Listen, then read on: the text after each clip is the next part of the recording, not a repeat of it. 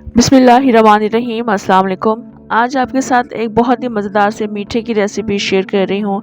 रिवायती मीठों से हटकर ये मीठा बना रही हूँ। सेवइयाँ सभी के घरों में बनती हैं, कस्टर्ड सभी के घरों में बनता है, मगर आज की जो रेसिपी है थोड़ी सी डिफरेंट है। अलग तरीके से मैं इसको बना रही हूँ। बहुत मज़े की बनकर तैयार होती है और बनाना भी बहुत आसान है। तो रेसिपी मुकम्मल देखिएगा, अच्छी लगे लाइक कर दीजिएगा। तो चलें मज़ेदार सा दावा डिज़र्ट बनाना शुरू करते हैं। ये डिज़र्ट बनाने के लिए बारीक वाली सेवइयाँ ले लेंगे और ये जो सेवइयाँ हैं 125 ग्राम्स का पूरा एक पैकेट है। इसके अलावा मैंने दूसरा पैकेट हाफ लिया है और इसको हाथों से भी चूरा कर लिया है। इस तरह से इसको बिल्कुल छोटा करना है हमने। उसके बाद हम इसकी कुकिंग स्टार्ट करेंगे। पैन में हम यहाँ पर घी शामिल करेंगे 3 से 4 टेबल स्पून के बराबर। इस घी में हमने सेवइयों को फ्राई करना है। इसके लिए आपने ऑयल यूज़ नहीं करना है। आधी सेवइयाँ हम इस पैन में ऐड कर देंगे, आधी सेवइयाँ हम बाकी बाद में इस्तेमाल करेंगे। तो यहाँ पर हमने सेवइयों को घी के साथ फ्राई करना है, यानी भूनना है। और इसको ज़्यादा हम डार्क ब्राउन नहीं करेंगे, जल जाएंगी तो इसका जायका ख़राब हो जाता है। और इस तरह से फ्राई करने से इनका कच्चापन भी दूर हो जाता है। आप जब ये डिज़र्ट बनाएंगे तो आपको फील नहीं होगा कि आप कच्ची सेवइयाँ खा रहे हैं। तो इसका फ्राई करना ज़रूरी है। तो यहाँ पर हल्की आंच पर इसको फ्राई करते रहेंगे इस तरह से। अब हम इसमें चीनी शामिल करेंगे। चीनी टेस्ट के अकॉर्डिंग ही ऐड कीजिएगा, क्योंकि हमने बाकी चीज़ों में भी चीनी शामिल करनी है। तो यहाँ पर भी आपने चीनी की क्वांटिटी बैलेंस रखनी है। आप यहाँ पर चीनी का पाउडर भी इस्तेमाल कर सकते हैं। इसको जस्ट हम मिक्स करेंगे, 1 से 2 मिनट के लिए फ्राई करेंगे। यहाँ पर चीनी को मैंने सेवइयों के साथ अच्छे तरीके से कुक कर लिया है। 1 से 2 मिनट गुजर चुके हैं। आप देख सकते हैं सेवइयों का कलर डार्क हो चुका है। तो बस चूल्हा बंद कर देंगे और उसके बाद 3 से 4 टेबल स्पून के बराबर दूध शामिल करेंगे। दूध शामिल करने से क्या होता है, चीनी जो है वो मेल्ट होना शुरू हो जाती है और उसके बाद का जो शीरा बनता है थोड़ा सा, उसकी वजह से जो सेवइयाँ हैं वो आपस में जुड़ जाती हैं और उनकी क्रंचीनेस भी बरकरार रहती है। तो अभी हम सेवइयों को ठंडा कर लेंगे। यहाँ पर आप देख सकते हैं सेवइयाँ जो हैं अभी तक वैसे ही क्रंची हैं और चीनी की वजह से काफ़ी अच्छी एक साथ जुड़ चुकी हैं। तो अब हमने उस सर्विंग बाउल में इसको ऐड करना है जिसमें हमने इसको सर्व करना है।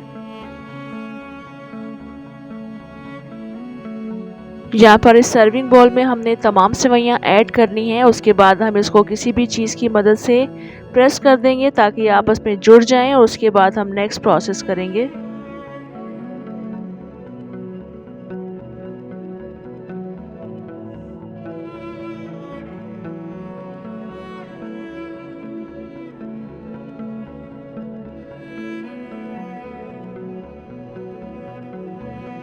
यहाँ पर एक पैन में मैं दूध ऐड कर रही हूँ। 1 लीटर दूध है, पहले से बॉइल्ड मिल्क है, ठंडा दूध है और इसकी मलाई के साथ ही मैं इसको ऐड कर रही हूँ। इसको अच्छे से तेज़ गरम कर लेंगे।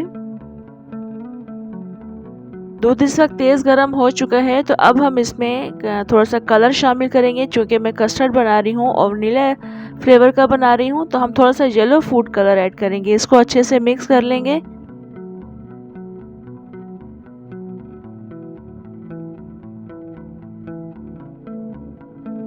अब इसमें चीनी शामिल करेंगे 4 टेबल स्पून के बराबर। इसके साथ ही हम इसमें वनीला एसेंस ऐड कर देंगे 1 टीस्पून के बराबर। चीनी को अच्छे से डिज़ोल्व कर लेंगे। यहाँ पर अगर आप वनीला कस्टर्ड ऐड करेंगे तो फिर आपको ये तमाम प्रोसेस करने की ज़रूरत नहीं है। अब दूध को गाढ़ा करने के लिए हम कॉर्न स्टार्च का इस्तेमाल करेंगे। मैं 3 टेबल स्पून कॉर्न स्टार्च को थोड़े से दूध में घोलकर शामिल कर रही हूँ। आप पानी में भी घोलकर शामिल कर सकते हैं। इस कस्टर्ड को हमें थोड़ा सा थिक रखना है क्योंकि हमने इसकी लेयर लगानी है। तो थोड़ा सा थिक करेंगे, इसको अच्छा ठंडा कर लेंगे और उसके बाद हम इसको उस सर्विंग बाउल में ऐड करेंगे जिसमें हमने सेवइयों की एक लेयर लगा कर रखी है। तो यहाँ पर आप देखें इसको पकते हुए 2 से 3 मिनट हो चुके हैं, ठीक हो चुका है। थोड़े से इसमें लम्स नज़र आ रहे हैं, इसको हम छान लेंगे। अब यहाँ पर मैंने वही कढ़ाई ले ली है। दोबारा से इसमें 2 टेबल स्पून घी ऐड कर रही हूँ। यहाँ पर हम तमाम ड्राई फ्रूट्स जो आपने इस डिज़र्ट में ऐड करने हैं वो आपने इसमें शामिल करने हैं। मैं थोड़ा सा नारियल और बादाम को शामिल कर रही हूँ। थोड़ी सी इसमें किशमिश ऐड करेंगे और थोड़े से 1 से 2 मिनट के लिए इसको फ्राई करेंगे।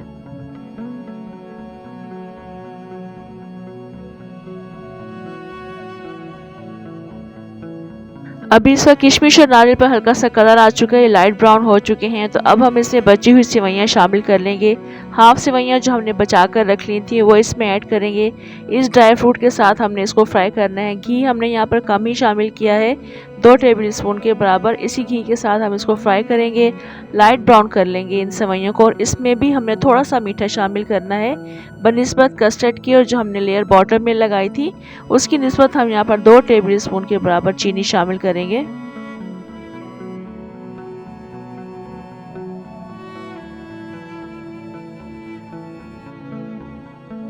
चीनी ऐड करने के बाद इसको 1 से 2 मिनट के लिए हम हल्की आंच पे इस तरह से फ्राई करेंगे। उसके बाद हमें चूल्हा बंद करना है।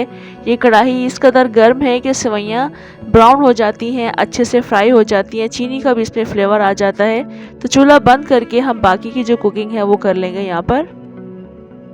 अभी आप देख सकते हैं मैंने इसको कुक कर लिया है, चूल्हा बंद कर दिया है। सेवइयों को मैंने पूरी कढ़ाई में फैला कर रख दिया है ताकि तमाम सेवइयों पर सेम कलर आ जाए और अच्छे से ये तमाम सेवइयाँ फ्राई हो जाएं।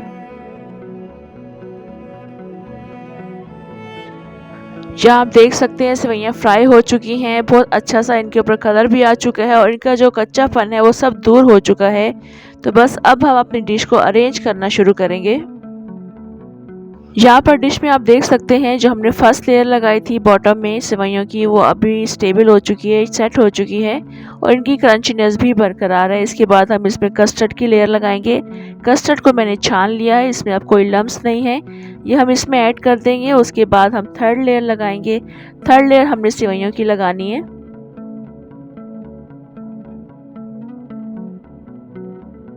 इन सेवइयों को हम जस्ट ऊपर से इस तरह से ऐड करेंगे, इनको प्रेस बिल्कुल नहीं करना है। तो इसको हम तमाम सेवइयों को इसमें ऐड कर देंगे।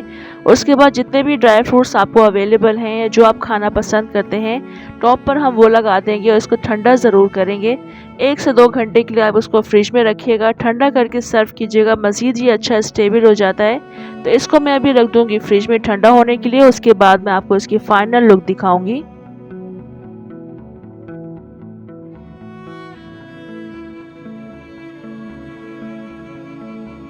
यहाँ पर मैंने इस मीठे को फ्रिज से निकाल लिया है, 1 घंटा गुजर चुका है और ये काफ़ी अच्छा स्टेबल भी हो चुका है।